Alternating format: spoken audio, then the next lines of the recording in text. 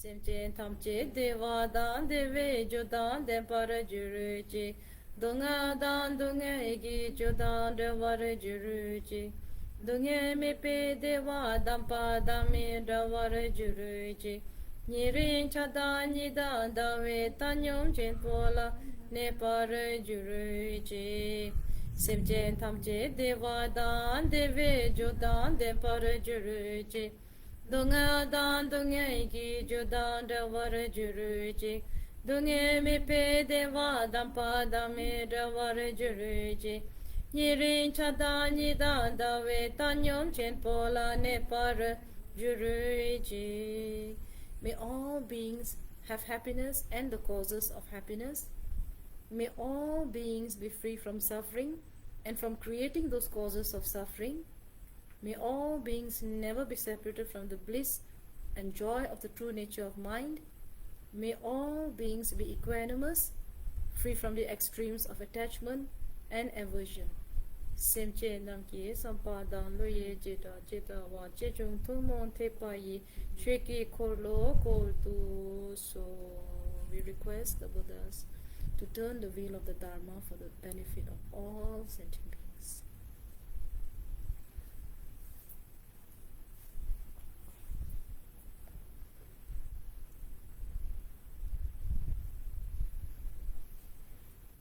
So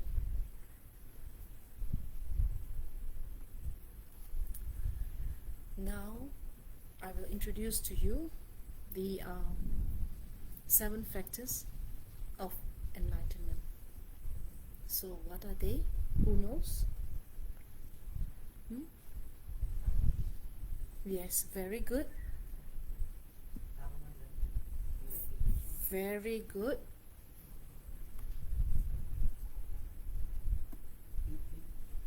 Piti, okay.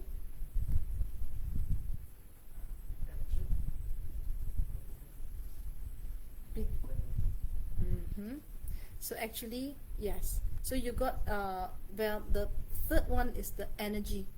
So piti and rapture, joy is actually all in the same one, right?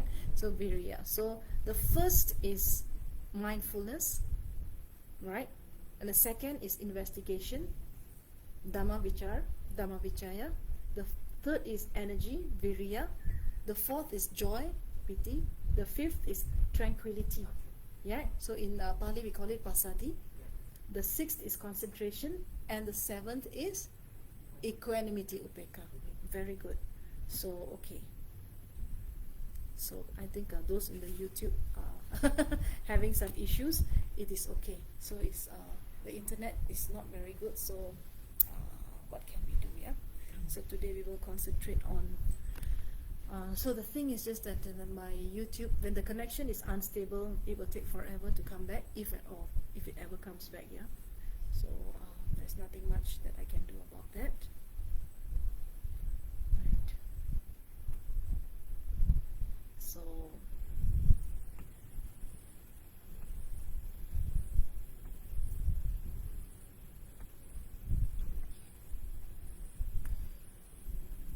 So now we will do some mindful exercises. So the first is mindfulness.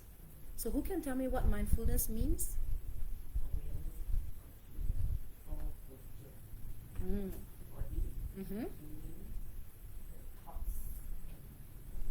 Fantastic. Wonderful. So basically it is the awareness of the body, the feelings, the thoughts, and the right, the mind, right? The mind. Okay. So here, our mindfulness now, we are going to start with the mindfulness of the body, right? So we have to do exercises, otherwise you all will fall asleep. So, okay. So we are going to start. Take your hand. Okay. And then put your head down. And then as you are pushing your head down gently, you count until 5, and each counting is one in breath, out breath, yeah? 1, 2, 3, 4, 5. So once again, so you concentrate on your nostril. So 1, 2, 3, 4, 5. So notice any sensations, anything in the body, like the pull and the stretching in your neck. Yeah, so you have to notice that. Okay, so the next one, so we do the next posture. So we take the right hand, okay, and then we go like this. So you put your left hand underneath your buttocks, and then you gently bring your head down. 1, 2, 3, 4, 5. Okay. So as you are doing 1, 2, 3, 4, 5, your mind, your movement, and your breath, well, you have to align it together, right? So now with left hand, so you gently push it down. 1, 2, 3, 4, 5. So as you're doing, you can do more, okay, because I'm explaining now.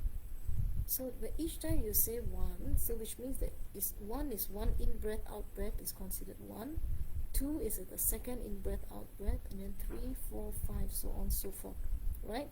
And when you are doing this, you can see, you can feel the stretch in your neck. So this movement, the stretching, your in breath, out breath, and then your mind, where is it at the moment? So the entire, all this will align and become one if you just let it be. So if your mind has wandered to the past or the future, like and dislike, gently bring your mind back to your breath and the movement, okay? So concentrating on the movement is very important. So when you are moving, so you're developing the mindfulness. That means at that particular time, you know that you are moving. So it's not that the movement has occurred but your mind was somewhere else. No. So the movement is occurring and your mind is with the movement. And then your breath is also with the mind is also with the breath. So the mind is with the movement, the mind is with the breath. So mind, breath, movement become one. So that's how you slowly develop your mindfulness. Okay? So now we do this one here. So the left hand over the left, underneath the left buttock. So you take your right hand and then you slowly go to the right hand side. 1, 2, 3, 4, 5. So it's opposite, yeah? So, okay. Yes. So we are actually looking to the right. With your left hand below your left bum. And then your right hand slowly pushing your cheek towards the right until where you can move. Okay? And then you feel the pull and the stretching. And then at the same time, don't forget to breathe and smile. 1, 2, 3, 4, 5.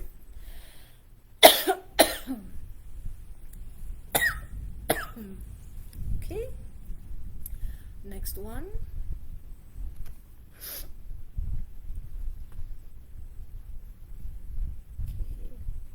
Okay.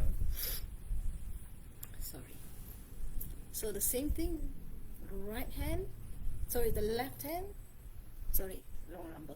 This one is supposed to push your face until the end. So actually just the face goes there, not the body. Towards the left hand side, and then your right hand below your right bum. And then you breathe in and breathe out. 1, 2, 3, 4, 5, and then you come back to the middle. Right? So during the process of moving, breathing in, breathing out, breathing in, breathing out. So you're moving, and then you are breathing, and the mind that knows. The mind is that which knows, isn't it? So the knowing, the breathing, and then the movement become one. Can we do that? So then you can feel the mental energy rising. So if your mind has gone to the past, the future, like and dislike, gently bring your mind back to your breath. So if you have forgotten, or you are not like you can't recall, actually you do not have the presence of mind that you are actually moving, means that your mindfulness is gone. So that is mindfulness. Okay, so mindfulness is as long as you are fixated on the object and you know, and you are fully with it without having wavered to the left or to the right, that is mindfulness, right? Actually, so which means that you remember to be with that object. So that quality of remembrance is mindfulness.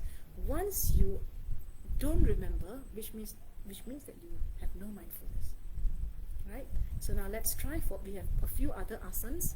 So we look up, so, and then you look down. So you can put your hand like this, right, over your lap, the spine straight, body, shoulders relaxed, and then you have a smile on your face.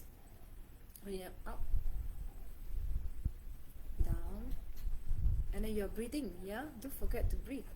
Right, left, and then go round clockwise 3 times, slowly, and then go round clockwise and anti-clockwise 3 times. Yeah.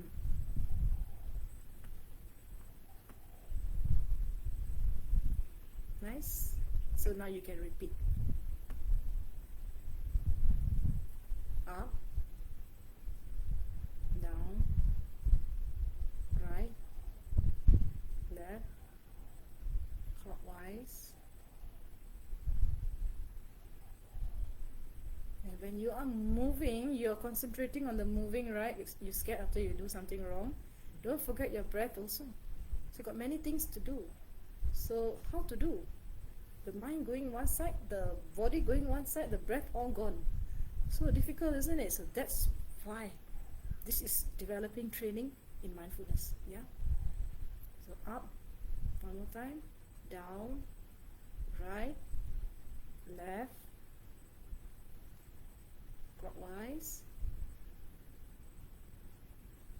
and anti-clockwise. So each time you move, you are also breathing. Don't forget that breathing in, breathing out at your with your nostril. But how to align your breathing in, breathing out at the nostril, plus your eyes, plus your mind, it's a lot of things to do. But you can do it. It will slowly, you slowly will get the hang of it, yeah? Through practice. So now blink, blink, blink, blink, blink. Yeah, blink, gently blink. So during the act of blinking also, that's a movement. So blinking, breathing. So can you blink and breathe? Actually, you are breathing, isn't it? You have never stopped breathing, but you just don't know you're breathing. So actually, it's not that suddenly when you move, you stop breathing, and then when you suddenly recall, you start breathing again. That's not how it works, right? It's just that we don't know. So the point is that note it.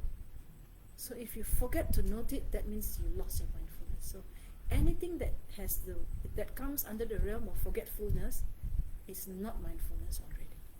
Okay, so blink, blink, blink, blink. So then now once we go eye exercises again to the.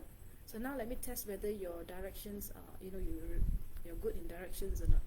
Northeast, southwest, northwest, southeast. Yeah, and then go round and round and round and round, and then blink. One more time. Northeast, southwest, northwest, southeast, blink. And while you're doing that, don't forget that you're breathing in and out. Right? So breathe. Northeast, southwest, northwest, northeast, blink, blink, blink. So the act of blinking, the act of going northeast, southwest, breathing and knowing all come together in one linear manner.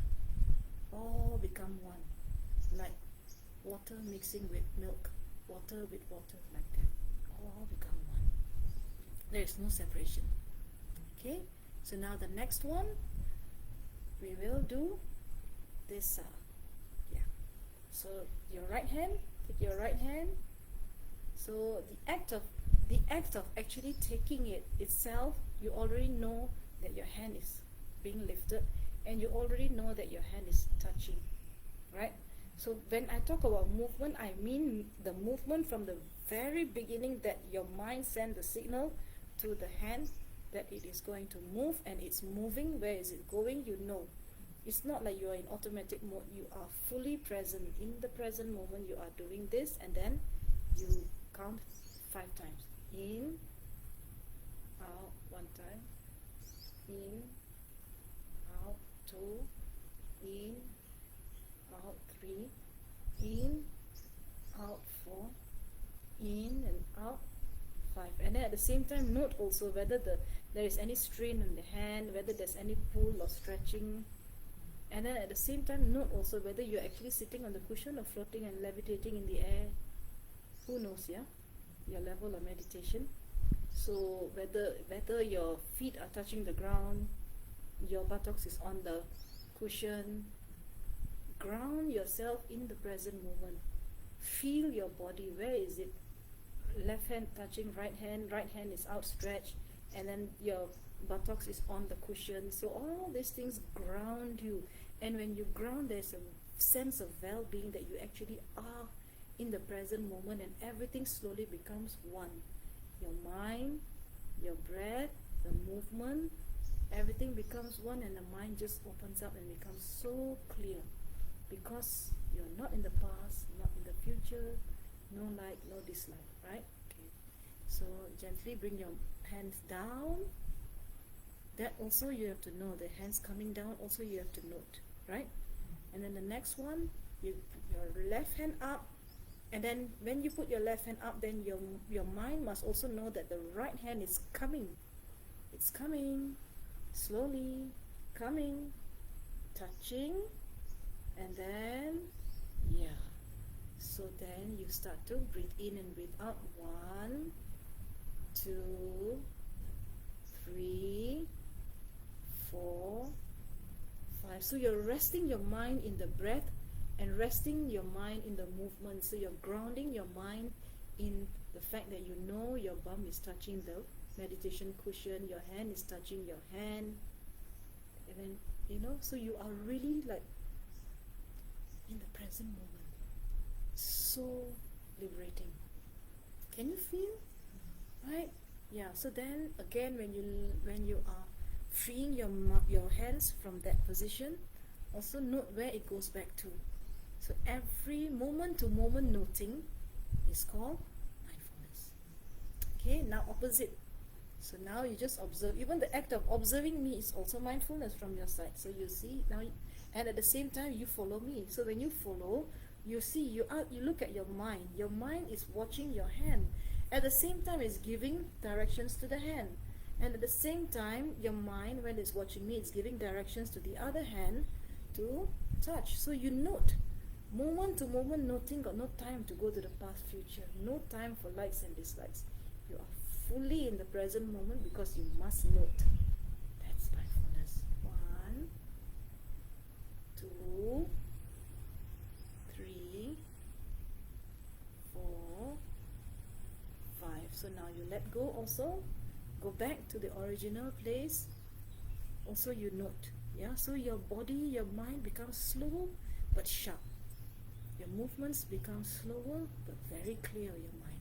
Yeah. And then next one, you observe my hand stretching out, and your hand is also stretching out. There is not much difference between my speed and yours.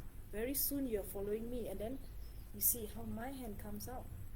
And then you're observing my hand, you're observing your hand. What time want to be in the past and future?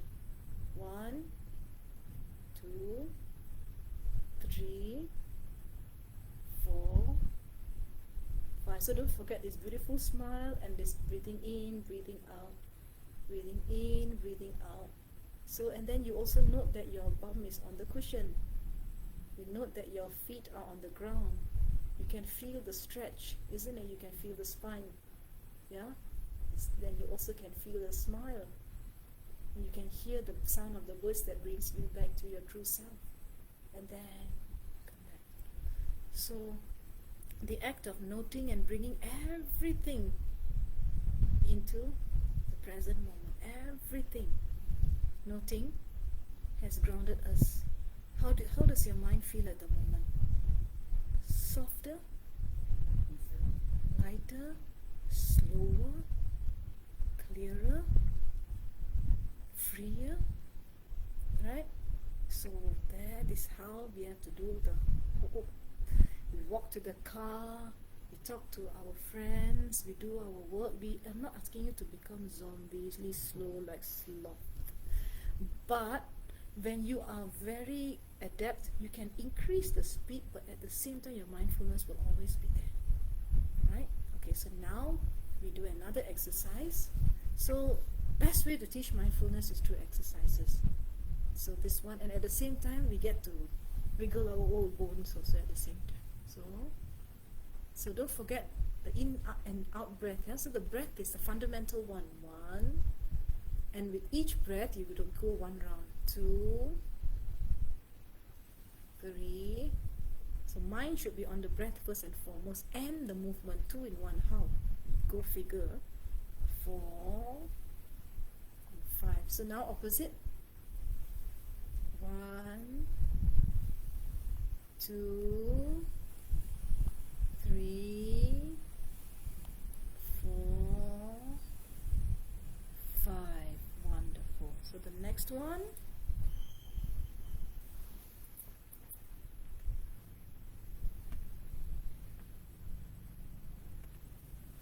So now you are taking your left hand, going to put it on your shoulder, and then you're observing me at the same time, observing your breath, in breath, out breath. So one in breath, out breath, it is 1 rotation. So the second one, second in breath, out breath.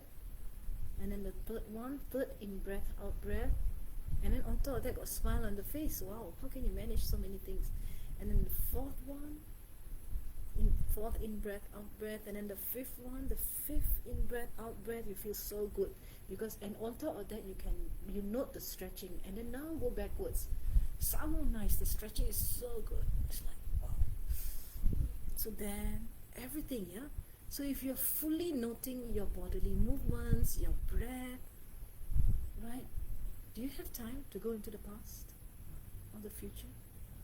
Likes and dislikes? So you're just fully like grounded in the present moment. And how does it feel? So the body, the mind will resist. The mind will tell you, no, I want to eat. The mind will tell you, I want to get out and go. The mind will tell you, I don't like this. But who cares? Just tell the mind, never mind, I prefer to. I like to exercise, yeah? So, okay. So now both hands. 1, 2, 3. So you know what to do. Observe your breath. Observe your movement. Mind, breath, movement become one. 4, 5. Wonderful. So go backwards. 1, 2, 3, 4, 5. Okay. Take a rest.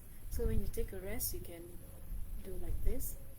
So now you just have to gain your footing again with your breath. So if you have lost the breath, it's good to come back and visit your breath. And then you tell yourself, breathing in, I'm aware that I'm breathing in. Breathing out, I'm aware that I'm breathing out. In, out, in, out. Tell yourself, breathing in, I'm aware that I'm breathing in. Focus on your nostril like a gatekeeper. All you have to do is watch your in-breath and out-breath. breathing out, I'm aware that I'm breathing out. In, out, in, out. Wonderful. So now you will do another asana. So you basically clip your fingers together like this, clasp it, right? But behind your back, and then you stretch. Take a deep breath, and then you stretch to the front. 1, 2, 3, 4, 5. Okay, so then the act of moving, breathing, and then knowing the mind, the breath, the movement become one. So the next one, and then you go to the right. Go to the right. 1, 2, 3, 4, 5, and then you come back. So if your mind has wandered to the past or future, gently bring your mind back to the present moment by noting your breath and also your movement. So now breathe in again, and then go to the left. So as you are moving, you can feel your head is going down, hands going up. Noting, you can feel the stretch in your spine. And 1, breathing in, out, 2, 3, 4, 5, and then you gently bring yourself up again. Wonderful, so beautiful. So this is tired. So the mind will resist and tell you, I want to go home. The mind will resist and tell you, I'm hungry, I have aches and pains, this and that, you know. Doesn't matter. The Buddha said, you know, the Buddha said, right, subject to decay are all compounded phenomena. Strive on with diligence. So, you know, whatever that you want to do outside of this meditation probably cannot be more important than the meditation, right? Because it's your own mental bhavana, yeah? So it's your mental culture that you're developing.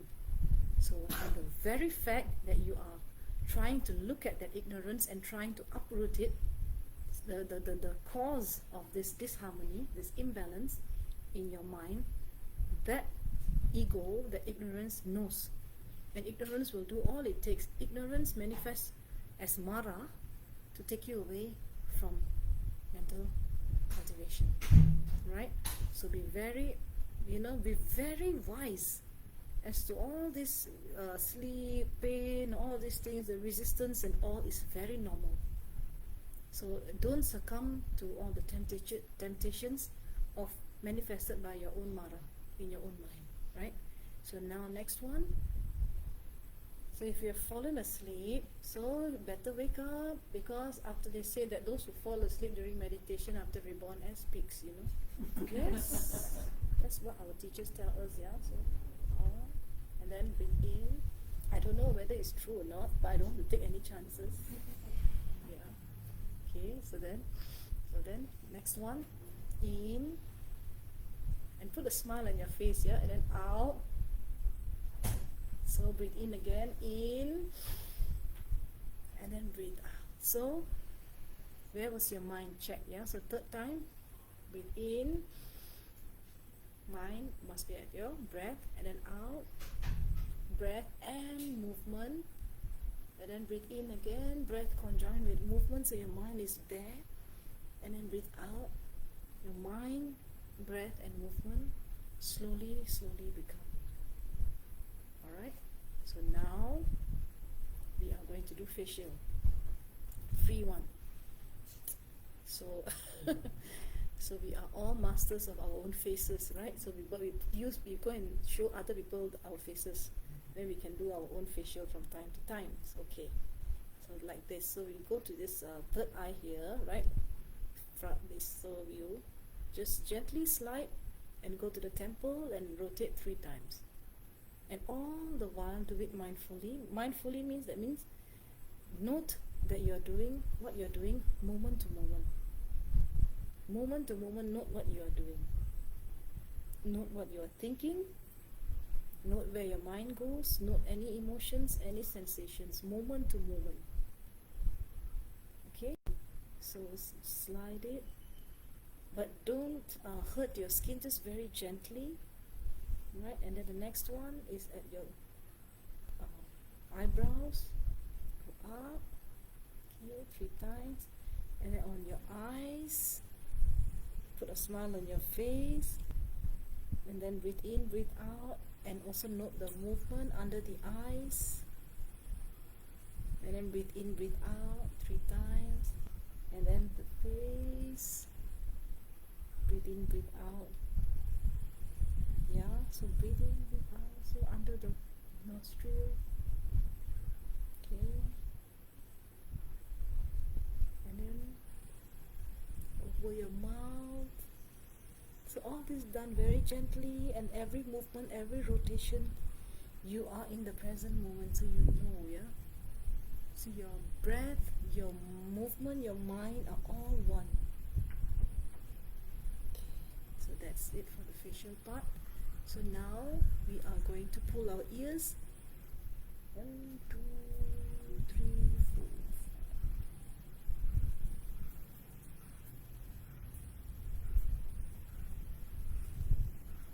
Okay.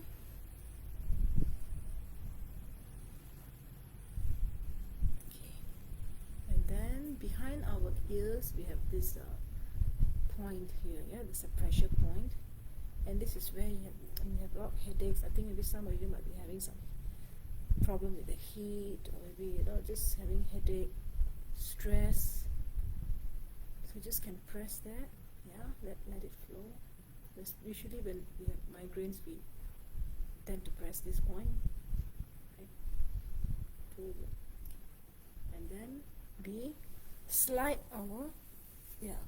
So for those of us who are bald, easy, yeah. So too bad for those who have hair. Very long hair, even worse, yeah. Okay, so this is like taking out the stress. But don't simply do it with mindfulness. So which means that every movement, your breath and your mind are aligned and they become one. Okay. So now we do pranayama. So part of the imbalance that we talk about in the first noble truth of imbalance is that the imbalance of the mind, right?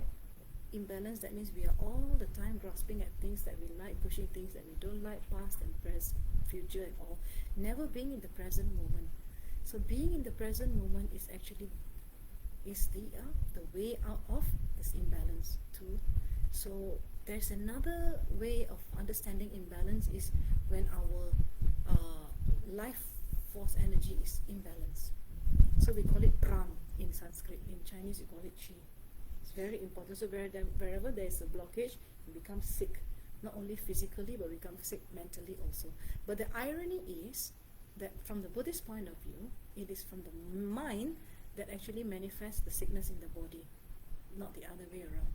So from the mind, it actually enters the subtle body. It's like an astral body.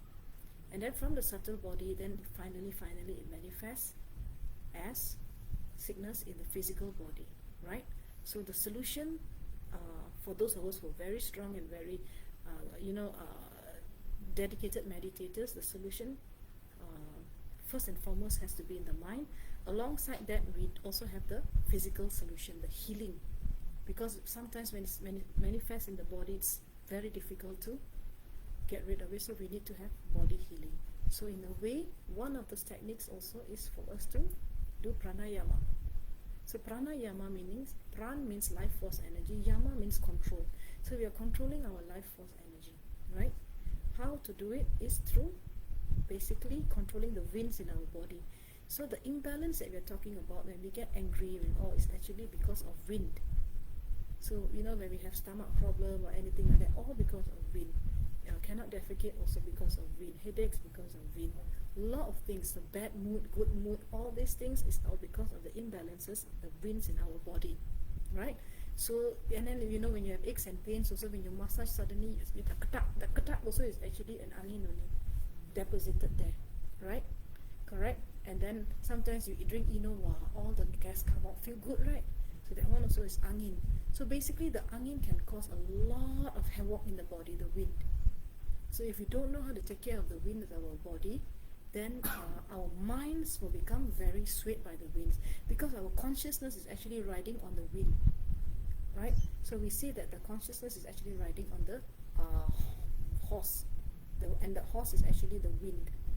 So it's like the horse is galloping into the sunset, So we are not a good rider, so the horse will gallop, and then we are like struggling, and dropping off the horse. So all the time, so it's the horse that is going. So we need to pull the horse back, from its reins, So that is a good person who has done mind training. But most of us, the horse is running and we are left behind. So the horse is actually that wind that is going everywhere, creating havoc, having headaches, bad moods. Suddenly we can become angry and all. It's because we fail to take care of our winds. And how to take care of our winds, very important. First aid, wind first aid, mental health first aid is pranayama. So I say that when you are angry, straight away do pranayama. When you are upset, when you are sad, those who are depressed, also very strong negative emotion, what to do? First aid is to do pranayama. And then if you don't have a good place to do, go in the toilet and do. People cannot see you.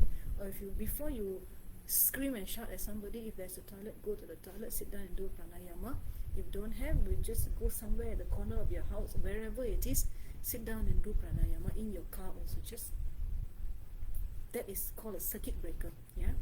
And it serves to realign the winds. So through mindfulness, we can also fix our imbalance of the chi. So left, blocking your left nostril, we breathe into the right. So breathing in, and then we block our right nostril with the with the left ring finger. Breathe out, and then in, in, out. So breathing in through our left nostril, and then we breathe out to our right, and then in, out, in, out. So it's like this. I recap. So you close your left nostril, you breathe in through the right, and then with your ring finger, you close your right nostril, then you breathe out to the left, and then through the same left nostril, you breathe in, and then you close it with the thumb, and then you breathe out through the right nostril like that. So you can start to feel that some of us might want to belch, burp, and there's some of us have got like something boiling inside, like a ball that is like boiling like that. So that one gets sort of like becomes like an equilibrium like that, rebalance. So one more time. So as we are doing, we tell ourselves, breathing in, I'm aware that I'm breathing in. Use your natural breath, don't force. Put a smile on your face, and then breathing out, I'm aware that I'm breathing out. So your focus is still the same, still on the nostril, right? In, out, in, out. So once again, breathing in, you're aware that you're breathing in. Breathing out, you're aware that you're breathing out. In, out, in, out. Okay, once more. Using your natural breath, put a smile on your face, breathing in through one nostril, breathing in. Tell yourself, breathing in, I'm aware that I'm breathing in. Breathing out, I'm aware that I'm breathing out. In, out, in, out. Okay, once more, breathing in, I'm aware that I'm breathing in. Breathing out, I'm aware that I'm breathing out. Breathe in. So your job is just to focus on your mind on the nostril, like a gatekeeper, like a security bank jaga, the security guard in a bank, the jaga. So you breathe in and out, breathe in and out, just watching the breath come in, come out, go in, go out, go in, go out. Follow that rhythm, follow your natural rhythm. Slowly your mind gets attuned to that natural rhythm, and you become one with the rhythm, and then you become one with your movement. So that is mindfulness slowly turning into single pointedness, ekagrata. Okay, so that's how mindfulness can become ekagrata, and ekagrata will become samadhi sooner or later. Okay, so breathe in, breathe out. So now, how do you feel? Feel a little bit more awake, right? Slightly less resistant, because that resistance is actually the wind in your body pushing. The resistance is pushing you to get up, go somewhere, get up, think about something else, get up. It's consistently pushing. You're like a pressure cooker, like making I don't know what you all make in pressure cooker. I don't know what we all make sag, so it's like boom, like that. No, and your pressure cooker always wants you to go outside. So learn how to rebalance your winds, so that you train your mind to come back inside by rebalancing your winds. Your winds don't want you to go outside, inside. Your winds want you to go outside, and the winds will make you lethargic, will make you pain, full of mental suffering, past, future. All this is the imbalance of the wind, especially anger or negative emotions. Yeah. So now, right hand over the left hand, sister. You can sit on the chair. Yeah. Right hand over your left hand. Make it in the form of a mountain, like this. Okay. And then breathing in, you tell yourself, breathing in, I'm aware that I'm breathing in. Breathing out, I'm aware that I'm breathing out. In, out, in, out. Breathing in, I'm aware that I'm breathing in. Breathing out, I'm aware that I'm breathing out. In, out, in, out. So once again, you tell yourself and focus on your nostril. Breathe in, breathe out. Breathing in, I'm aware that I'm breathing in. Put a smile on your face. Breathing out, I'm aware that I'm breathing out. In, out. So of course you put a smile on your face because you're coming back to yourself, yeah? Unless you want to meet an enemy, then of course you frown. But you're coming back to your own self. So you should be happy, yeah? So smile. So unless you don't want to see yourself, then you're scared. Okay, so then now continue. Just breathe in and out, just continue. Breathing in, breathing out, breathing in, breathing out. I am blooming as a flower. I am fresh as a dew. I am solid as a mountain. I am firm as the earth. I am free. Truly feel the freedom inside. Breathing in, breathing out, breathing in, breathing out. I am water reflecting what is real, what is true. And I feel there is space deep inside of me. I am free. I am free. I am free.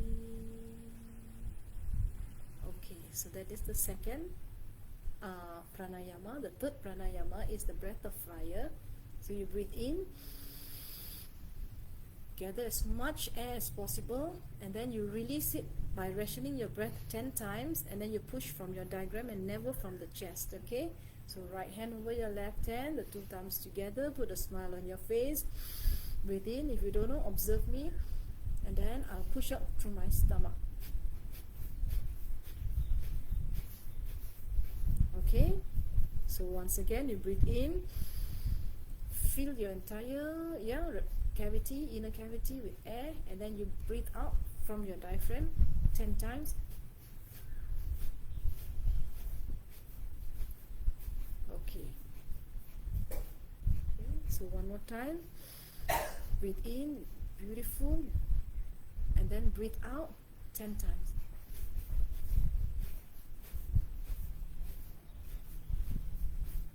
So this breathing out is like having a very hearty laughter. Not the fake type one,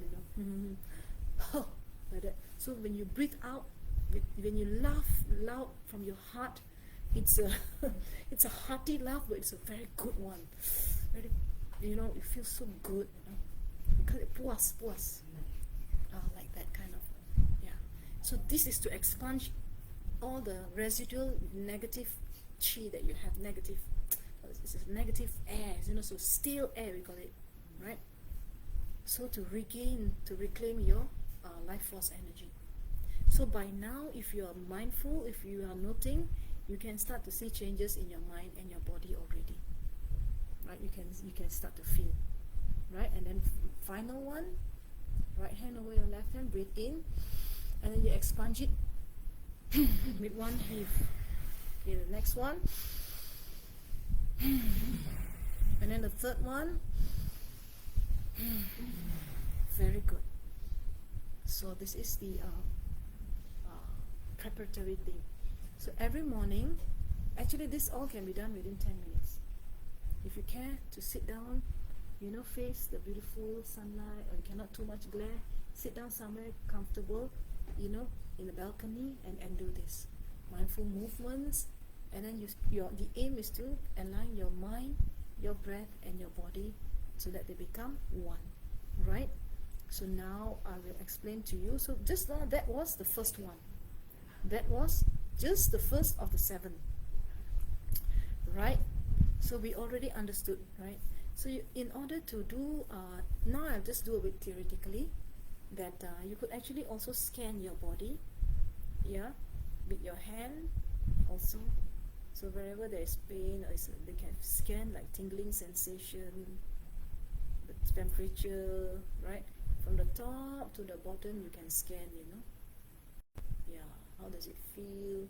So you can scan your heart especially, whether it's beating fast or slow. And also you notice your breath, whether it's a long breath or a short breath, like that. So you can do a lot of things, yeah. So the idea of mindfulness is to ground you in the present moment, so that you don't forget to live. We are not living. We are just like on autopilot. We are just going through the motions, but we are not truly alive. So we can only say that we are truly alive. Let's just say now I'm almost 50 years old, but I think I can count with my hands, my fingers, how many days of my life I actually have been truly alive. Maybe like 10 minutes in the last 1 year, maybe like every day 10 minutes, and how so I don't think so. So how many days I've actually lived versus how many days I've been alive are two different things, right? So being alive is just going through the motions. So you don't even remember when you reach the car, you don't even remember you finish your meal, you don't remember anything. You don't remember when you put your clothes, how do you ended up wearing these clothes, how what you look in the mirror. You roughly know, but you actually didn't experience it.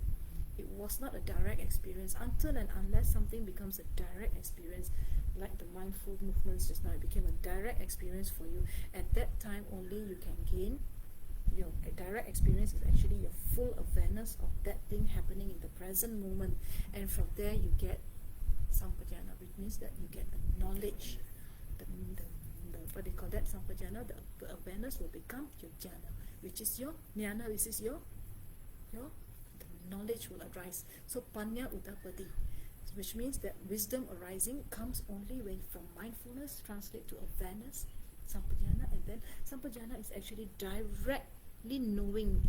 Let's say for example we ate just now. If you do not know the taste of let's just say kailan, right, vegetables, until and unless you eat it mindfully, slowly, then only you will realize that this is what it tastes like. If you have not eaten it and you have not experienced it, you will not know what it is. And that knowing is actually that jnana, right?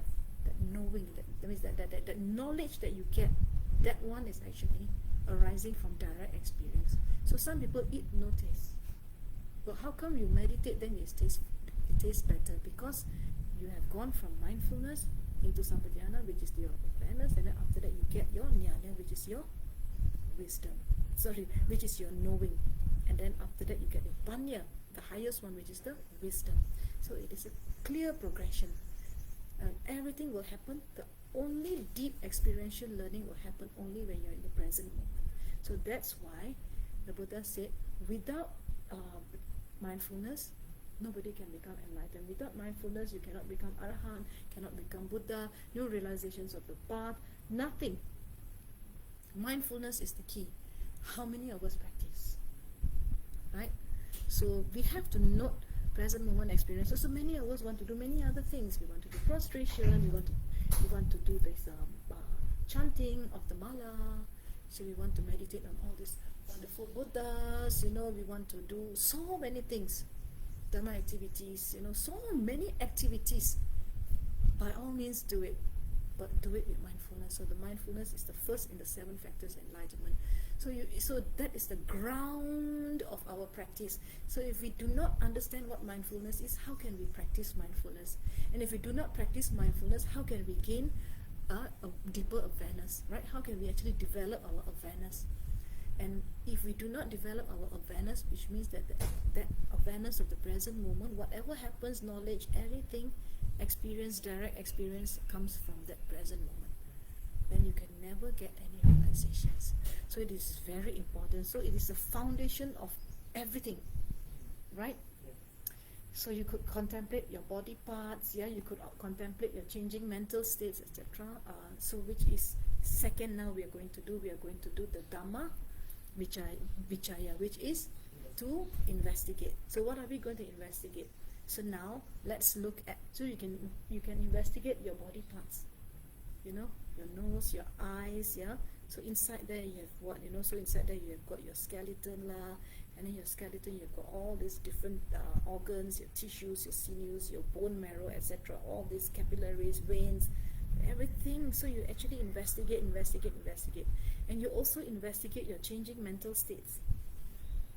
So now that you have said your mental state has changed 1,000 times, discomfort lah, painful feeling lah, so a feeling you only have 3, either pleasant, unpleasant, or neutral, right? So the what they call it, the heat is unpleasant, too cold also unpleasant, my voice is unpleasant, having to sit here with the pain is unpleasant. So pleasant, unpleasant. So this changing mental states, and then also the changing physical sensations that you have. So this is what you are going to actually investigate. So now let us embark on a very short journey to investigate all these things. So now we become inspectors, Dhamma inspectors, not the police ones. So actually basically we're policing our own mind, because our minds are very unruly. So we need an external knower, basically the knower, in order to check our mind to see whether you're disciplined or not, right? So no discipline, no realization. So okay, so the second one, so now we have established mindfulness. So now we have got to begin to investigate your experience. So now you need to notice the changing nature of the sensation. So whatever sensation that comes up in your legs lah, your stomach hungry lah, you can hear the sound lah, you can feel the gastric juices spreading everywhere and killing off your stomach and lining. You feel that you might just die of corroded stomach right now, and your stomach only dies during meditation and Dhamma. It never dies at other times. So it's like this, isn't it? So just investigate how your mind reacts, and especially investigate where your mind goes, to the past, to the future, like, dislike. And then when you're having any pain, so go back now, so go into your mind.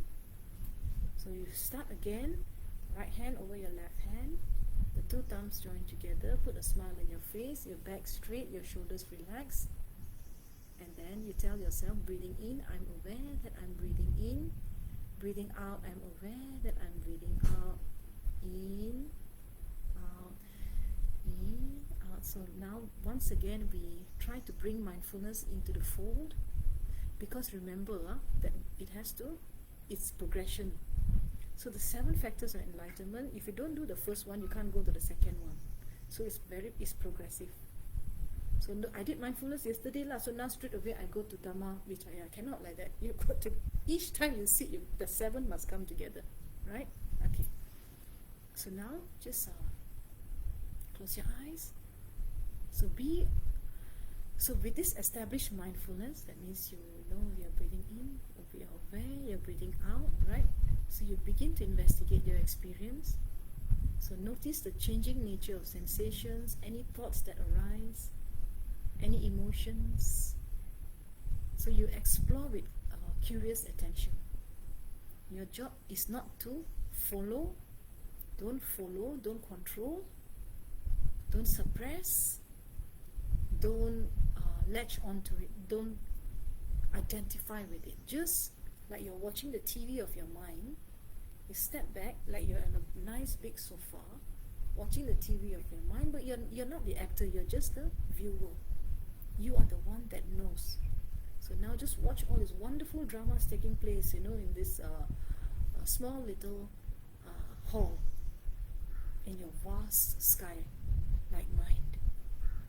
The mind is so vast, the space is so small, the body is so small, and the body is so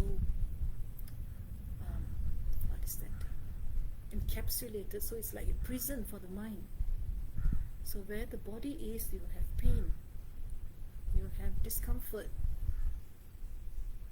right?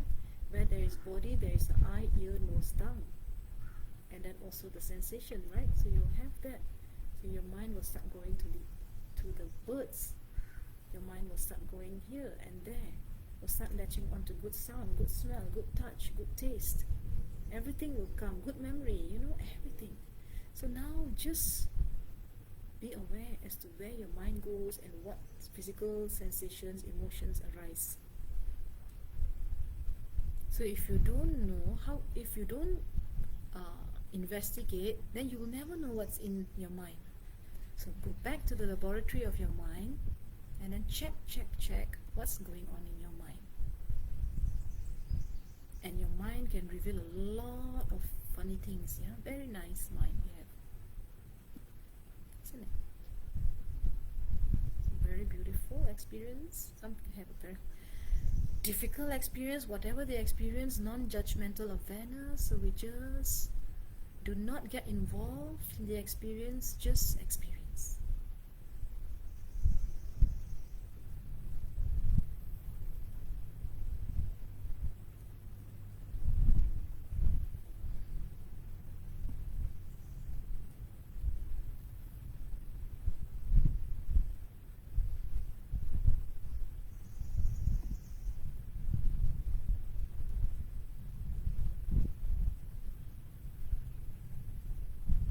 So your job is to observe your changing mental states. So 1 second your mind was here, the next second your mind was there.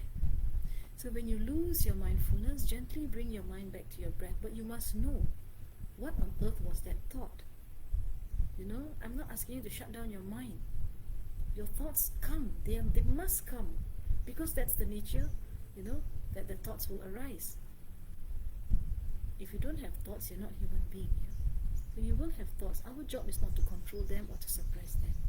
So you observe the changing mental states, and you know which experience your mind labels as pleasant, which experience it labels as unpleasant, and then you see whether the mind is going and grasping at whatever you like. See whether it wants to grab whatever it doesn't like. See whether it wants to kick it away, push. And then when it goes into the past, then it goes into the future. So you see the drama of your mind, So it's like a mini little projector going on now. You're sitting in the cinema watching that movie, made up of your experiences, your karmas, your habitual tendencies, whatever that you have thought throughout your life, or whatever that you have experienced or thought in this one full day. All these things will come up, right? So all the seeds that you planted, this is what is going to spring out now. So you can contemplate on your body parts also if you want to.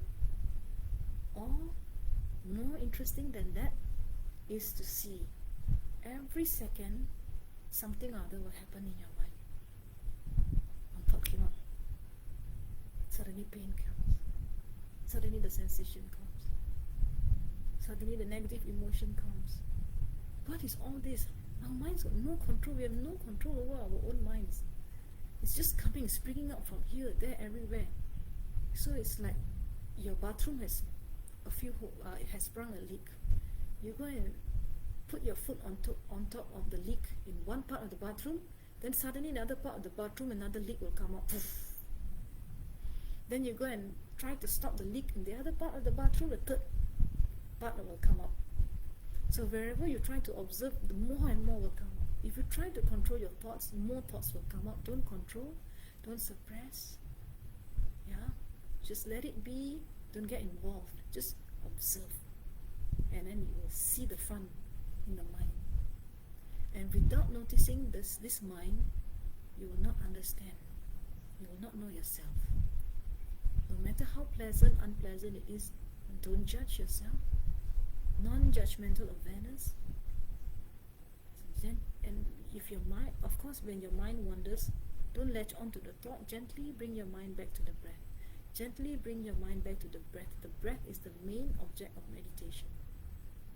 So whatever that springs up, in different parts of your mind, observe and then acknowledge and let go and bring it back to your nostril, your object of meditation. So don't fight with it. If something unpleasant, don't fight with it. Don't wish it away. Let it be. Let it manifest. Let it arise. Because it will arise, it will stay for a short while, then it will disappear. So this is examining the mind. Examine what's going on. Suddenly, when you hear something, then your mind starts to like something, dislike something.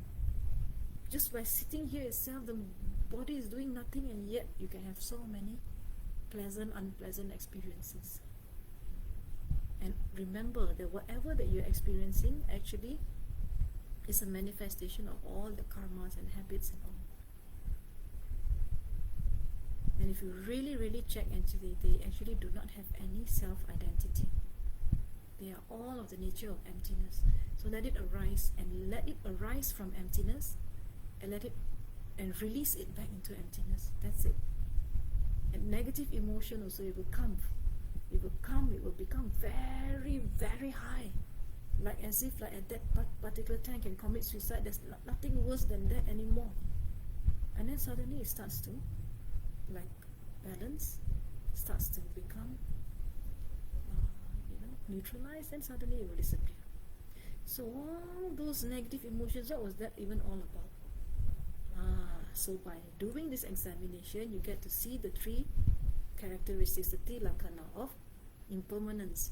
So the thought came, it arose, it stayed for a while, it abided, and then it disappeared. The sensation, it came, it abided, and then it disappeared. Yeah, the pain came, and then it abided, and then it disappeared. And then the anger, the resistance, you don't want to hear the Dhamma, you want to go home, you want to go home, you want to go home, you want to go home. How long can you resist? So learn how to fight the resistance. If you are the type that says you cannot meditate, it's because you are giving too much face to the resisting mind. So because you must understand that everything in this world is actually all compounded phenomena except Nibbana, right? Has the characteristics of arising, abiding, and ceasing.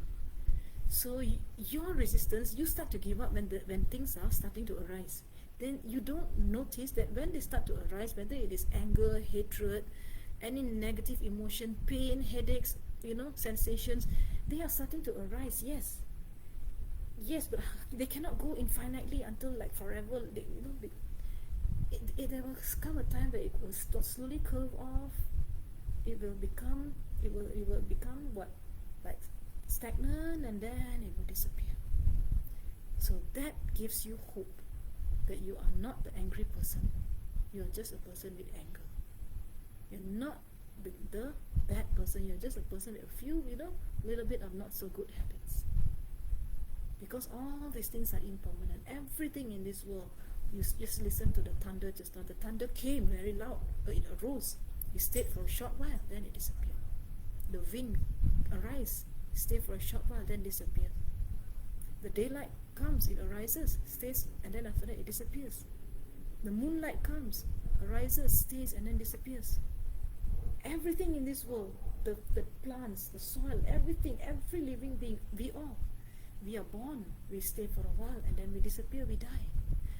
Everything has the nature of arising, abiding, and ceasing. So with this, we gain wisdom. Mindfulness, then we do examination of our minds, and then we gain that wisdom. And that wisdom is such a powerful thing. And whenever we have very, very strong tendencies, strong negative habits, and we think that we cannot overcome them, we must remember this rule, that there's arising and there is abiding and ceasing. So when there is a lot of headache, like once I was very sleepy, just Suma Tenzin Palmo, she guided me in Mahamudra meditation among hundreds of other people. I was a volunteer in Sakyadita in 2006. I was seated in the conference hall. I had no idea about meditation, Mahamudra meditation. And then Venerable Tenzin Palmo, she came in and then she guided us, and then she asked us to look at our minds, look. And then the sleep came from somewhere and enveloped the whole mind until I was completely like going to fall off my chair. So the sleep was arising. So I noted it arising. But the sleep cannot arise until like infinite. There's no such thing. Sooner or later the sleep will stabilize. And at that time I start to be able to look at the sleep. And then now choose one topic now. Everybody, if you have a stomach pain, if you have a headache, whatever restlessness, watch your restlessness. Don't open your eyes, watch your restlessness. Right? Because many are starting to get restless. Watch your restlessness. The restlessness will arise. You will start to resist. It will go higher and higher, just like my sleep became more and more pronounced. And then lo and behold, it starts to stabilize. And then when it starts to stabilize, and then you watch it with the torch of mindfulness. So I watch the sleep. It's not my sleep, it's just sleep arising. I watched it with the torch of mindfulness, and then it disappeared. Because every phenomena in this world is like that. And when you do that, it is one small little wind in your mind already. So that is Dhamma Vicaya. It's not only investigating, but it's also understanding that when you investigate, it will dawn upon you that things are impermanent. And because they're impermanent, you can actually conquer them. In fact, it's nothing to conquer. You actually understand them and then you let go. It's all about understanding, knowing it, and with the torch of mindfulness and awareness, they just disappear where they are meant to, because it arises from emptiness and it disappears back to emptiness. Do you get what I'm talking about? Is it too difficult? Right? So there's a difference between thinking and investigating. You're not supposed to think. You're only supposed to be aware. Awareness is not the active thinking mind. So now you're not supposed to think, you're just supposed to observe. I didn't ask you to wear your thinking hat. Yeah? It's just to observe. And then you connect it back to the Four Noble Truths of balance and imbalance. Right?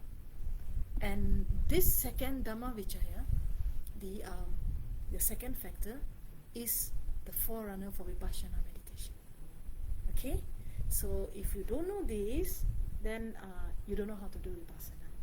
So you better get this one right. Factor number 2. Factor number 2 must get right. Because factor number 2 will lead you to purifying ignorance, uprooting the ignorance from the root. So in how to become Arhat? Arhat is somebody who has already completely purified the ignorance, attachment and hatred, right? The three kleshas, the mental poisons, right? So in our daily life, so if you want to fight headaches, there's a lot of fight headaches. You want to take painkiller, or you want to sit down and see whether the pain. So during the meditation retreat in the Noble Gateway, my own niece, who never meditated before, she was there in the meditation. She had headache, and she's prone to headaches like every day of her life. Like she's the queen of painkillers. She takes painkillers like popping, like I don't know, like a sweet or whatever it is, like painkiller galore in a whole few years already. After she went for that retreat. During that retreat, she understood this very basic idea of arising, abiding, and ceasing. So I asked her to look at the headache and see how far the headache can go. Can it become worse, worse, worse? Can it become worse infinitely? Like, you know, that because the nature of phenomena, it goes against the law of nature, that it just goes up, up, up without ever coming down. So it went up until such a time, but through the power of mindfulness, she managed to note it coming, and then after that, when it ceased, and then after that, the headache was gone. And then my sister also, the leg pain was completely gone. The pain is still, the body is still the same, but how come the pain can disappear? And the sleep, my sleep at that time, I was extremely exhausted. I worked so many hours a day. By right, I should be asleep. But after that meditation, I was completely awake and I could work another 10 hours. Because yes, I already am aware that this sleep, I can actually conquer this sleep. This cannot control me. It's I am the master. The sleep is the slave. But we become slaves of the resistant mind. We become slaves of restlessness. We become slaves of pain. We become slaves of sleep. We become slaves of everything else. So that's why we say that our minds are like mad elephant, untrained minds. Yeah. So the next one we go is number 3 is virya. Yeah. So the third one is energy. So a 2-minute exercise. So we will complete 7 and look at your resistant mind. Yeah, your resistant mind, it will resist because it doesn't want you to. You've come all the way here. You've come all the way here. You're going to go back with a jewel, or you're going to go back with charcoal. Yeah, right. So was it just a makan, or is it something that you are cultivating your mind for ultimate freedom from samsara? So you look. So now when you are when you were meditating just now, so once again, breathing in, you're aware that you're breathing in. Breathing out, you're aware that you're breathing out. So if you are overly focusing, you become very stressed. If you under focus, you become very sleepy. If you overly focus, you become very restless. If you don't bother, so you become sleepy. So virya here means the right amount of energy to do your work, to maintain that focus. So just try for 1 minute and see. Okay, so how much energy do you have to maintain? Breathing in, I'm aware that I'm breathing in. Breathing out, I'm aware that I'm breathing out. So you have to understand, yeah? So where should you put more energy? Where should you exercise less energy? So this virya, the third one, energy, is actually a balancing act, like an acrobat. So the Buddha once taught Sona, who's a monk, yeah, who in the past he was a musician, and this Sona, he practiced meditation so hard until his feet bled because he walking meditation is too much of energy. So then the Buddha asked him, when you play the veena, the sitar, how do you play? So if your strings are too tight, what will happen? It will sound like if your strings are too loose, it will very funny, right? So then if you want to play good music, what should it be? Balance. So the law of balance, the noble truth of balance and imbalance. So he was actually imbalanced. Even in meditation, when you practice meditation, also you can cultivate imbalance. So that's why this virya is very important. By the time you establish some mindfulness, and then you start to look at phenomena, then after that, too much energy or too little energy, when you're looking at phenomena, that means not much energy. And then when you are watching, suddenly you put too much energy, you get headache. So that's why suddenly the third one will come to balance the energy. Yeah, please try for 30 seconds. Without trying, you don't know. Try. Not going home until you try. Not going home until you try. Okay? Try. Very important. So be aware of the energy in your body and mind. Body has energy, mind has energy. Balance your effort, yeah?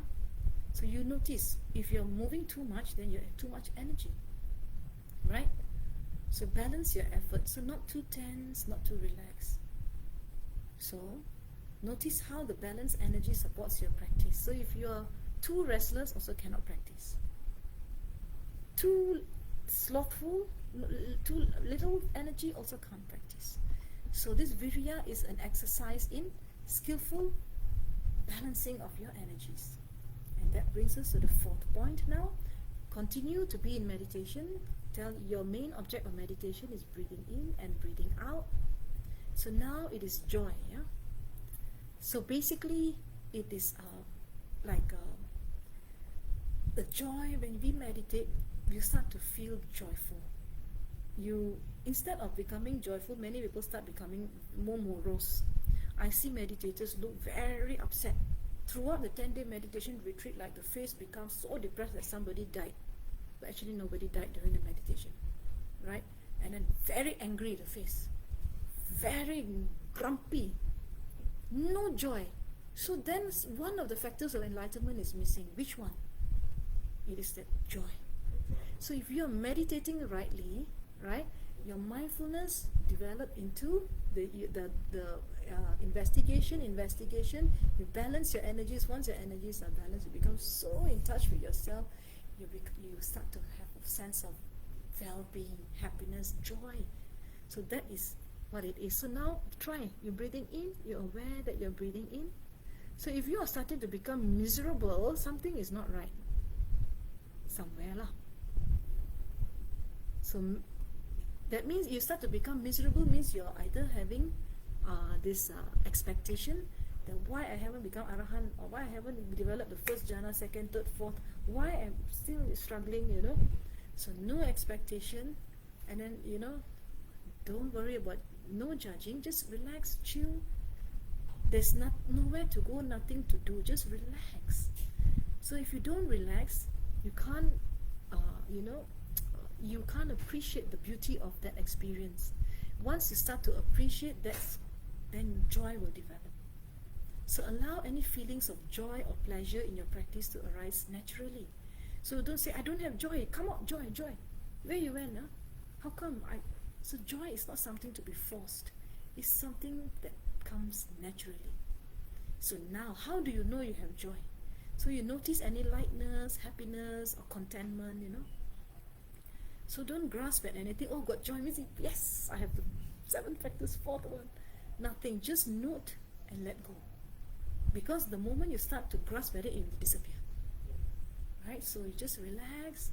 Your joy is coming out. You start to feel your body. Wow.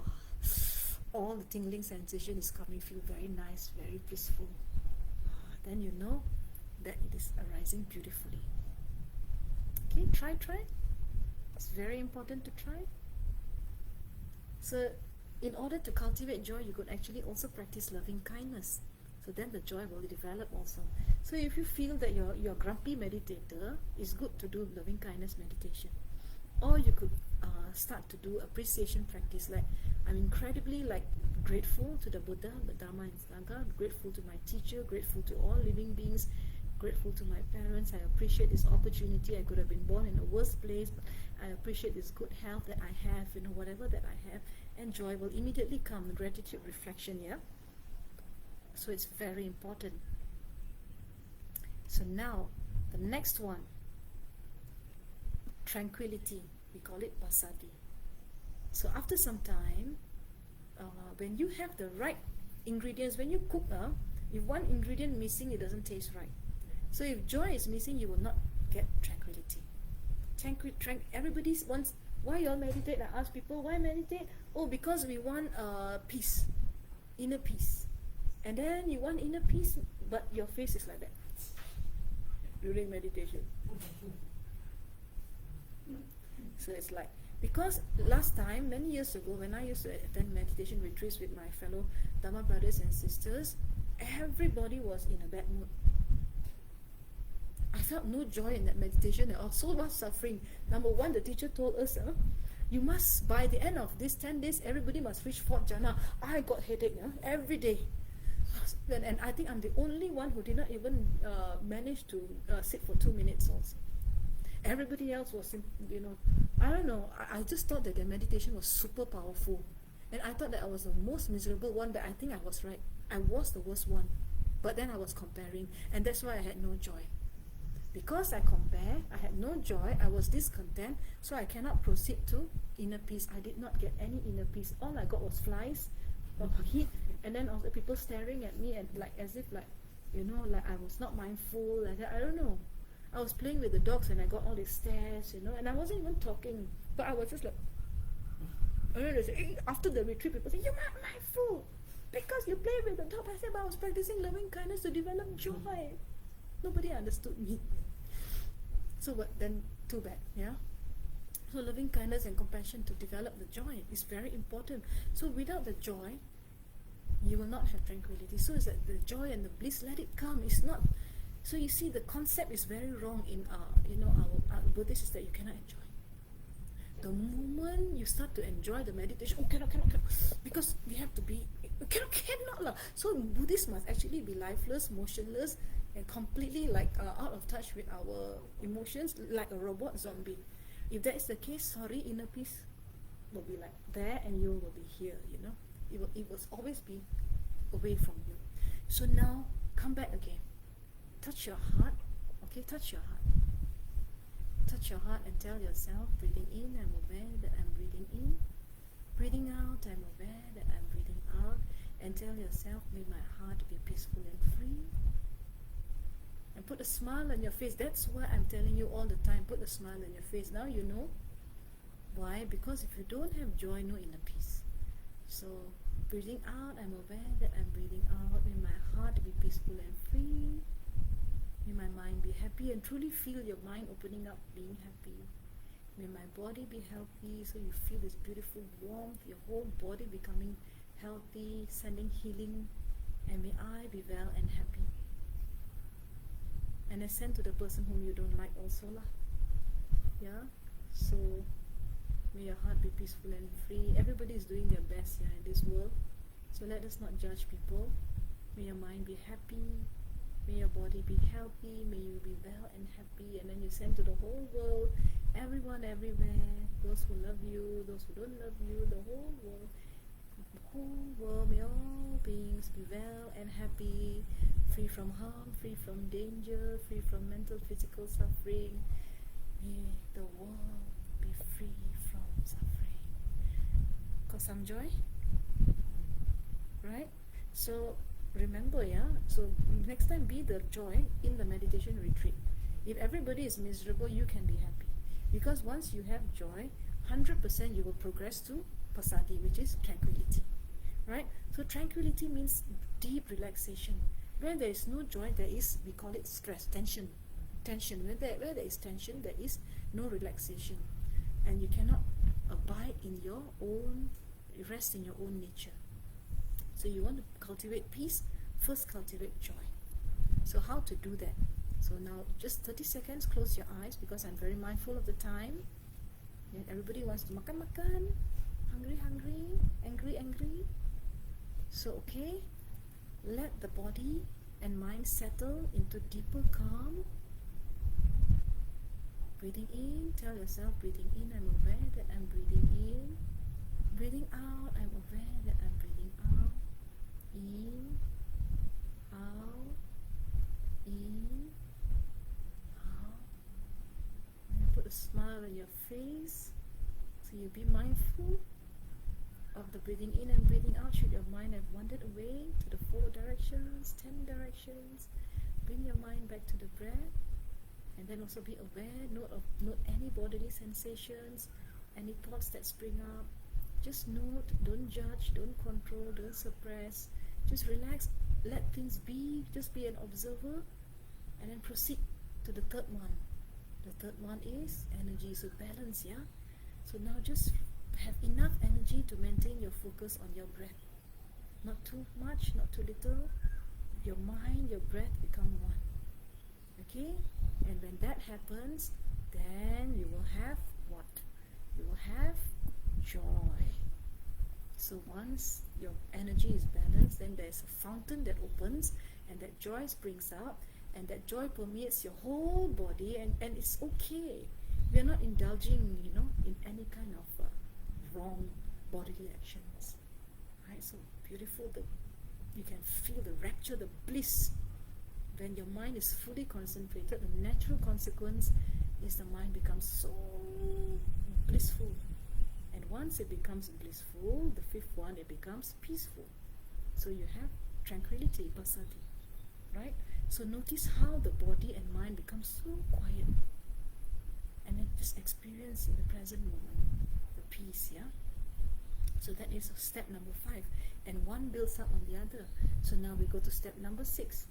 So now is concentration. So up to now, there was not much of concentration.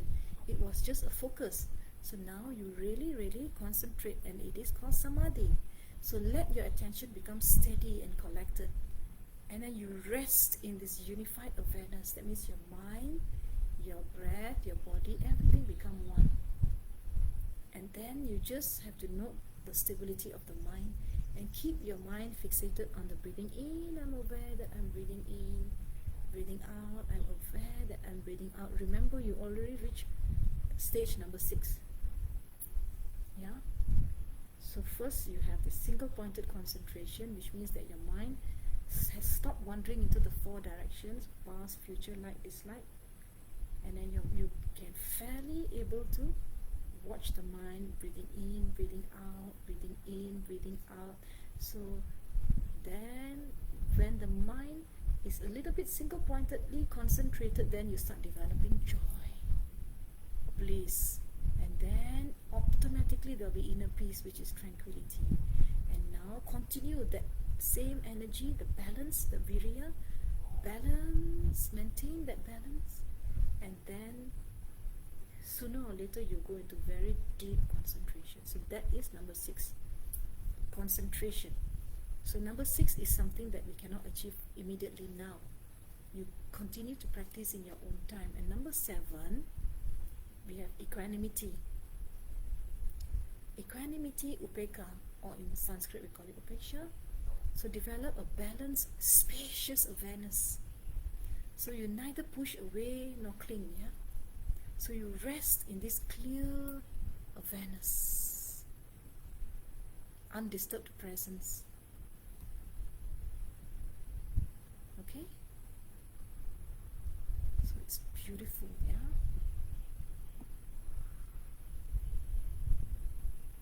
So this equanimity means their mind is no longer fragmented into 2. Like what I taught you just now, the imbalance, right? So when you reach a stage of equanimity, you are completely focused in the middle, like what I told you from the beginning, where you're neither to the left nor to the right, nor like nor dislike. So there's 8 worldly concerns of gain and loss, pleasure and pain, good reputation, bad reputation, fame, defame, right? Praise and blame, enemy, friend, black and white. All these things, these notions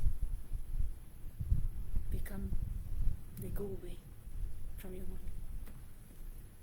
You will see friend and enemy as the same, pain and pleasure exactly the same, because your mind is fixated on one thing to the exclusion of everything else. You develop that amount of concentration. No hot, no cold, no like, no dislike, no past, no future, no pushing, no pulling. You are just there in your natural awareness, resting in the true nature of your mind. So that is called, your mind has become equanimous. So it's fully balanced now, 100% in the middle.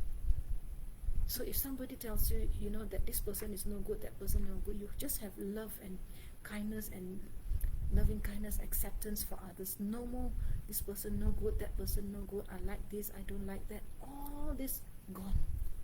And it is a natural consequence of following the steps of the 7 factors of enlightenment, meaning that you've developed balanced, spacious awareness. So you're no longer pushing away, no longer grasping. So this upekkha state is when you finally completely drop everything.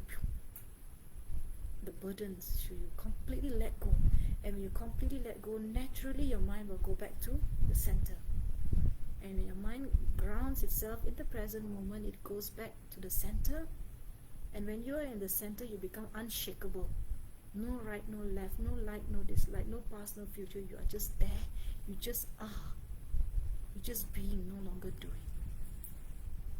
And this is a very beautiful experience. And when you can reach equanimity, which means that you actually already are in jhanas. Yeah? So gradually expand your awareness. Feel the body as a whole. Right? So you feel your whole body as like the whole universe. Your body has become so big. Your mind becomes so big.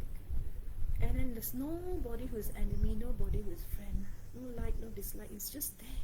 You're just being, you're just like the tree. Your ontological status is just like the wind, the sun, the moon. There is no doer anymore. So this upeka is a state where there is no longer the urge to do anything. You just are, just be. And interbe. That's it, just let go. Right? So with this, I have concluded all the 7 factors of enlightenment. So if you practice this, right, beginning with mindfulness in daily life, every single experience, every single day you practice, you go back to the 7 factors of enlightenment. By the blessings of the Triple Gem, your practice will become very, very, very, very fast. Right? So I have actually taken this practice from the Sila Sutta, right, the Gilana Sutta, and also the Sangharava Sutta, right. So very quickly, I just wanted to tell you what are the benefits before we leave. Some of the benefits I've already told you, but it's also very important that I also share with you some other benefits, like how it supports you in your daily life very quickly, and then we will wrap up. Yeah, so please give me another maximum 5 minutes, and then we will wrap up. Okay. So like I told you, the healing here. So by the power of this truth, because why the monks were healed and the Buddha himself was healed? Mindfulness. What? That mindfulness. Mindfulness. When you develop mindfulness, then you are. Yes. Then you can do investigation. When you do investigation, then you can. Then you. What they call it, balance your energies, right? Your energy. Then after that, you have joy. Then from joy arises peace. Then from peace arises, yeah. So tranquility, and then after that it arises what? Concentration, etc. So this is very, very important, yeah.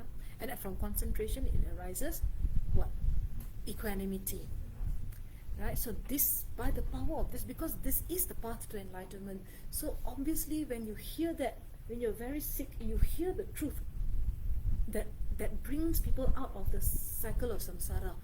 Naturally, if your mind is attuned to it, if you understand it 100%, you become better, yeah? So that is the theory behind it. So now, okay, every day how do you practice in daily life the mindfulness while eating? Be fully aware of each bite.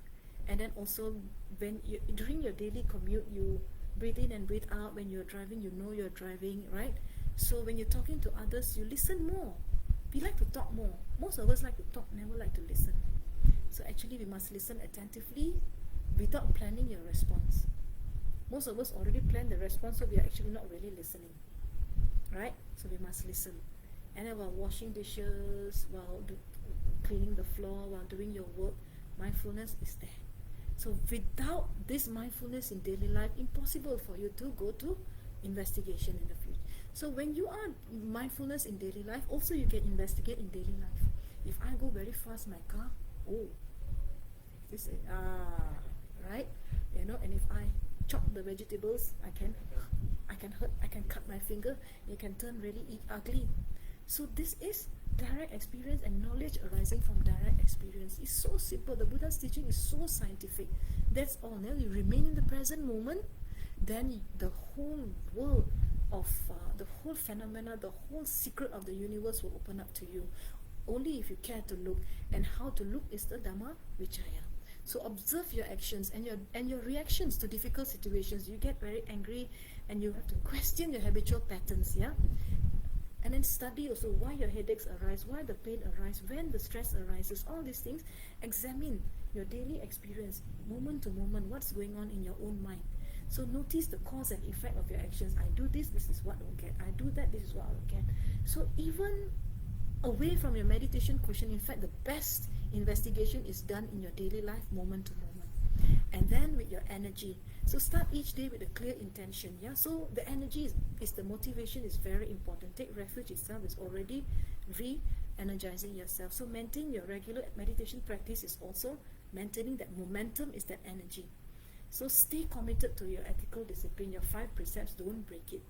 And then, so you must balance your activity and rest. So this energy is not only when you're meditating, but in your daily life also. So you need the 8 hours of sleep. You must sleep on time and then wake up on time. Don't sleep too much. Sleep too much also is off balance. Sleep too little also off balance. Talk too much and then waste energy. So that's why Buddha said, don't have idle talk, because that has something to do with imbalance. You talk too much in the Mama shop, then you got no time for Dhamma practice.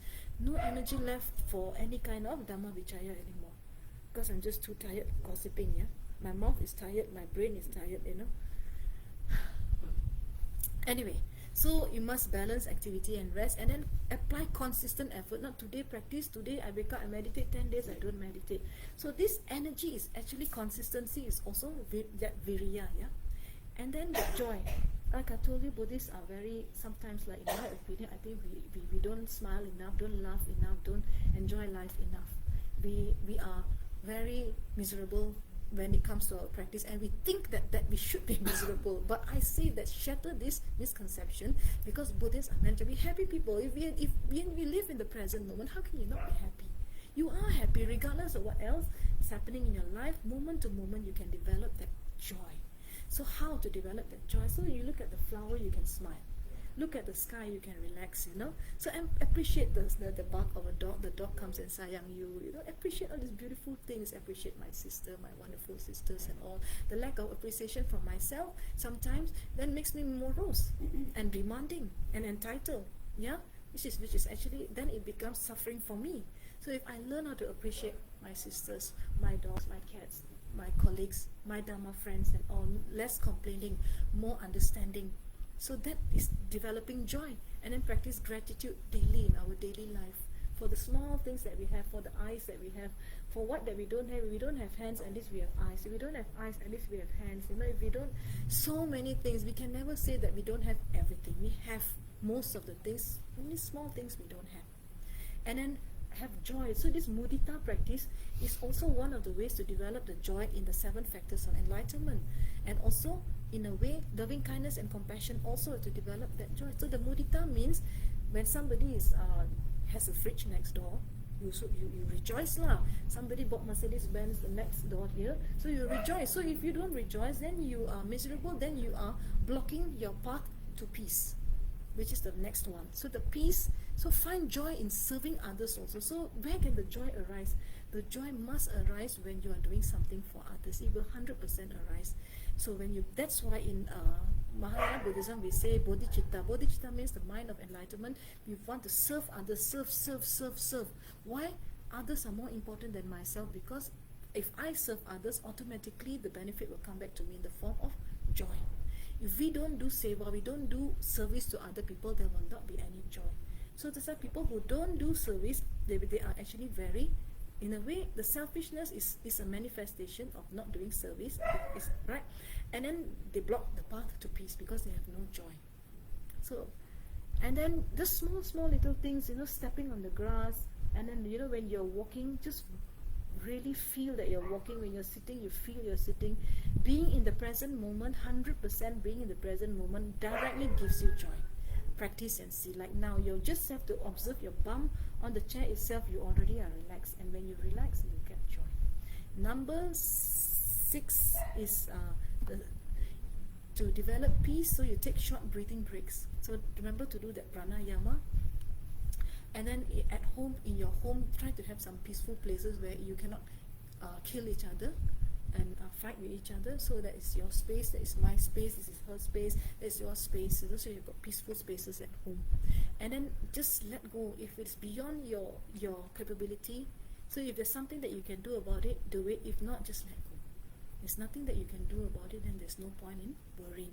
So don't worry, be happy. And then also just try to do qigong, meditation, mindful movements, etc., etc. So develop this inner peace through being in the present moment also. And then number 6, concentration. Now this is very important for people who especially university students, working people. We take pride in multitasking. We think that we can do 100 things at one time. There's no such thing as multitasking. I'm sorry to say, there's no such thing. Your job is to focus on one task at one time. Why? Because if you do multitasking, your mindfulness is thrown out of the window. There's no more mindfulness left. Mindfulness means one thing at a time, not doing 100 things at the same time. So that is where we make a mistake. So that's why we are not happy people. Because how can a person be happy if you do so many things at the same time? Where is your concentration? Where is your mind? So where is your productivity? So where is your health? Where is your peace? Right? So do one thing at one time, have good time management. So if you must multitask, at least try to reduce it. Don't make it a joyful and prideful moment that you're multitasking. You don't get a medal for multitasking. You actually close the door to your liberation by throwing mindfulness out the window, right? So and to concentrate, you just do one thing at one time and do it well. So if you're supposed to write an essay, do it well. If you're supposed to write an email, do it 100%. If you're supposed to drive somewhere, 100% focus on the driving and not on the phone. 100% focus on the driving and not on the billboard out there, you know. So this billboard's also very, very, you know, dangerous. Yeah. Someone actually hit my car, trashed my car a couple of days ago because of lack of mindfulness and not concentrating. So it's simply coming out from the parking lot, trashed my car, and the person's car, nothing happened. So it's like so, and then minimize digital distractions, the phone and all these things. Please, put your phone away when you're driving. Put the phone away when you're working. Put the phone away. I heard to my horror yesterday. This is very, very horrifying. As I was bringing my workshop car from the workshop back home, I was listening to Hits FM, and then the Hits FM, the DJs were saying, "Oh, when I eat, when I go to the toilet, I must bring my phone because 1 second or so without the phone, I'll die." Okay, then another person, when I eat also, I must have my phone. I said, "Hey, that's terrible." Then the worst one was the head DJ who said that when I bathe also, I must put my phone. Without 1 second without the phone, it's like I cease to exist, you know. Then I was thinking, what's going on here? Hello, this is like completely opposite of the 7 factors of enlightenment. No wonder people are miserable. So you don't have that inner peace. You can't have the inner peace when you don't have the concept, and you don't have the joy, you don't have the mindfulness, right? So please minimize digital distractions, lessen your FB time, Insta time, all these things. So the last one is equanimity. Accept that you cannot change everything. If someone has to pass away, they have to pass away. If the seasons have to change, you can't say that summer remains summer forever, winter don't come. You can't do that, right? So accept things that you cannot change. If you have got a boss that is horrible, then you have to learn how to adapt. You can't change other people, right? So, and then if there's you want success but you don't want failure, that is also dualistic. So have to accept, and then respond rather than react to situations, right? So just be in the center. So it's like ground yourself in the center. So every day the formula is like this: suffering equals to pain times reaction.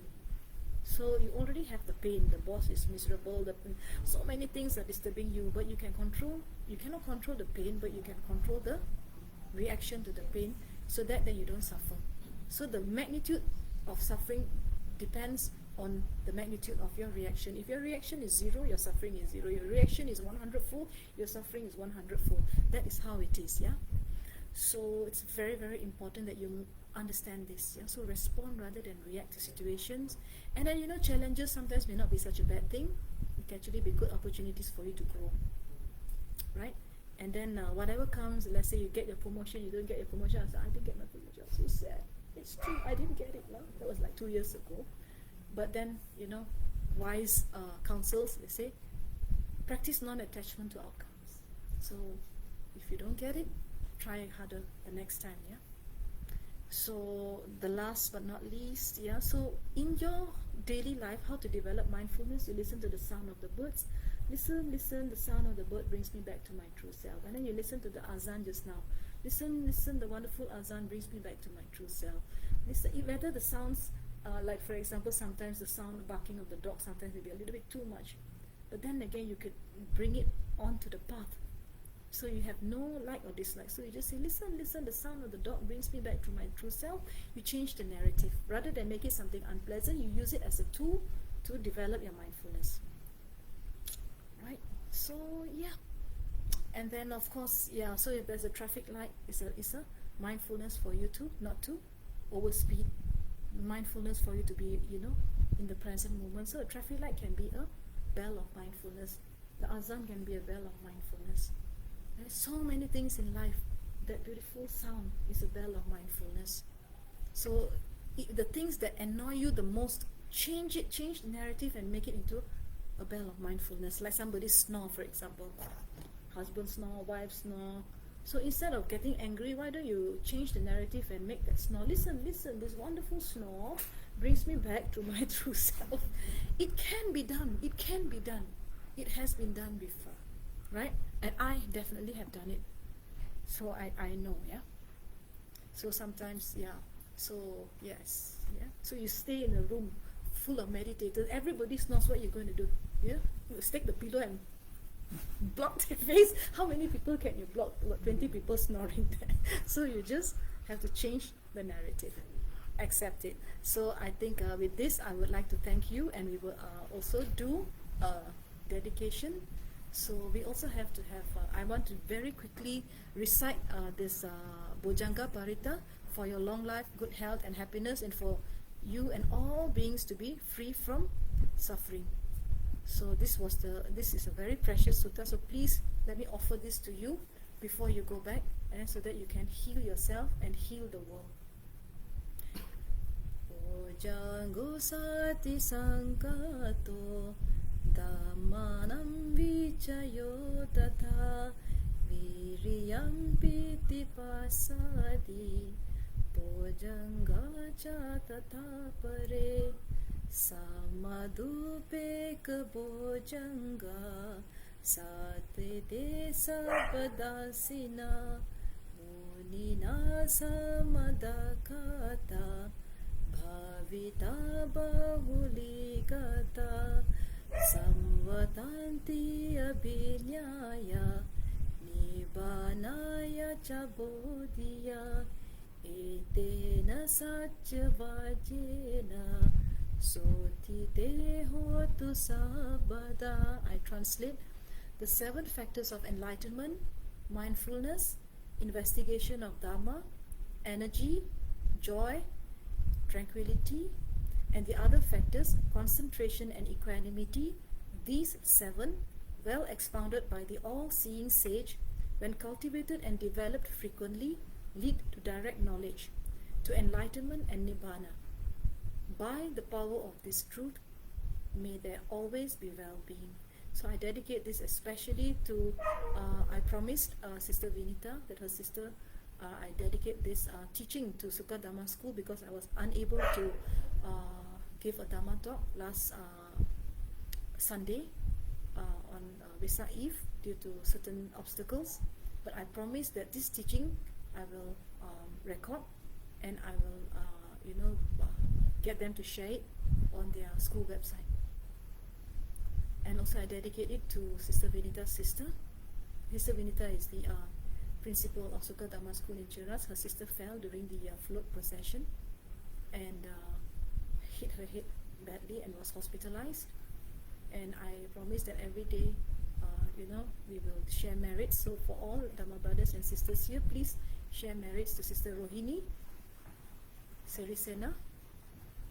So my sister Rohini Serisena, by the power of the truth of the 7 factors of enlightenment, the chanting of the healing parita called the Bojjhanga Parita, may there be well-being, may sister quickly recover, and may all beings who are sick recover very quickly, those who are sick in the mind and those who are sick in the body, the sickness of all living beings, all our negative vibrations, mental vibrations which has caused disharmony in the world, climate change, disasters everywhere, and wars and conflicts and all.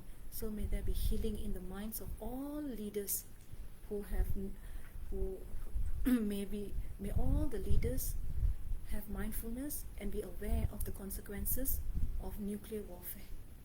May all beings be happy. May all beings be happy. May all beings be happy. Sunam di thamche zepa ni thopne ni pe dranam phamje ne kinga na che bala prupai sipe sole drova risho jampe pavo jitara kempa da kunto zampo de ya de jin de da kunge je so da lo je kewa de da thamche rapto go de sun she pe kewa thamche ge ngwa ga la choto nga pa di dagi ke we tsawa de kun chan zampo je rapto ngwa re je kewa kunto yanda lama dan drame cheke pala lonje jin sadan lamje yonten rabzo ne loje change ko phanyu to sho sange ko sonye pe jin labda chunyi minjur de pe jin labda nge den mi je di pe jin la ke je tarano wa mon la rupa re sho panden sawe lama rimpo che dagi chiwo pe me den shu la kadrin chin pe go ne jesu te ko son to ge ngod sa de sa panden la me nam para thar pala ke je samya lokta mi ke shin che ze le para thobe me ge ke la me chen la sem la ju par sho la ma ku kam jang la so wa de chu tu ku ze re la so wa de le da shin ke la so wa de la ma dan da wa me para jing ge lo cha se wa dan che jin sha pa dan je so ye ran ku shin so wa ye ke wa chun se da ge che sa pa tham che zo pe ja chu chi ngo wo Chanchu semcho rimpo je ma ke pa nam ke churi je ke pa nyam pa me pa yang go ne gong do pe wa re sho tu ni ta wa rimpo je ma ke pa nam ke churi je ke pa nyam pa me pa yang go ne gong do pe wa re sho ri ni ta wa rimpo je ma ke pa nam ke churi je pa nyam pa me pa yang go ne gong do pe wa re sho jo pa che me rimpo je ma ke pa nam ke churi je pa nyam pa me pa yang go ne gong do pe wa re sho sarva papa sakaranam kushala shubha sampada swachita paryavadanam etat buddhanam shasanam. Avoid evil, do good and purify the mind. This is the teaching of all enlightened ones. Tarakati miram dipo maya vashaya buddham swapnam cha vidyudabram cha evam drastavya sanskritam anena punyena tu sarvadashitam avapya nijitya cha dosha vidvisha jararujam mrityumahomi sankulat samudhareyam bhavasagara jagataha bhavatu sarvamangalam. We dedicate these merits to all beings that they may be able to purify ignorance, attachment and hatred through the practice of the 7 factors of enlightenment. And by this, may all beings be completely liberated from the ocean of birth, old age, sickness, and death. May all beings be happy. May all beings be happy. May all beings be happy. Sabbe sattva bhavantu sukhitata. Thank you very much, brothers and sisters.